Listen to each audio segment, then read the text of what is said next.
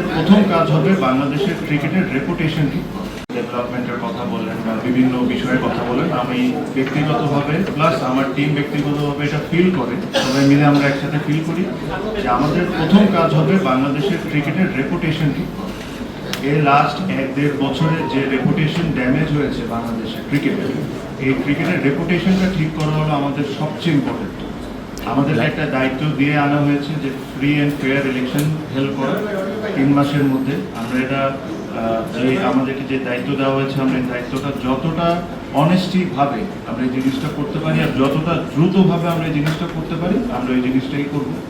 সাথে সাথে অবশ্যই আমরা ডে টু ডে অ্যাক্টিভিটিসের মধ্যে যা যা হয়েছে, ওয়ার্ল্ড কাপ ইস্যু আছে আপনারা জানেন, সব কিছু নিয়ে আমাদের যা সঠিক কাজ করার দরকার আমরা তাই করি।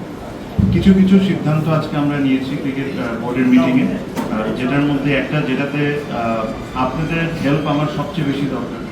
আপনারা, আমিও মনে করি আর আপনারাও জিনিসটা বলেন যে আপনারা অনেক বড় স্টেক হোল্ডার। আমি এটা মনে প্রাণে বিশ্বাস করি যে journalist are very big stakeholder. তো এই যে সিদ্ধান্তটা আমরা নিয়েছি, এই সিদ্ধান্ততে আপনাদেরকেও একটু জিনিসটা মেনটেন করতে হবে। আমরা লাস্ট অনেক বোর্ডে দেখেছি যে বিভিন্ন বোর্ড ডিরেক্টর বিভিন্ন সময় ইন্টারভিউ বা বিভিন্ন সময় অনেক কিছু বলেছেন। আমরা এই জায়গা থেকে সরে এসে আমরা একজন স্পোর্টস পার্সন ঠিক করেছি। Anything to do with the board please contact him. ওটা আমরা সিদ্ধান্ত নিয়েছিল তানভীর ভাই হবে। সো আপনারা এই জিনিসটা একটু মেনটেন করেন, তাহলে আমাদের জন্য কাজ করাটা সহজ হয়ে যাবে।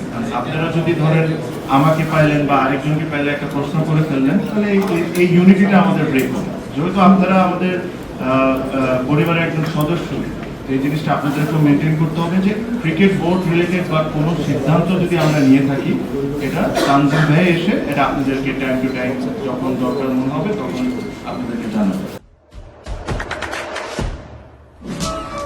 দেশে দেশে সবার সাথে দ্য নিউজ।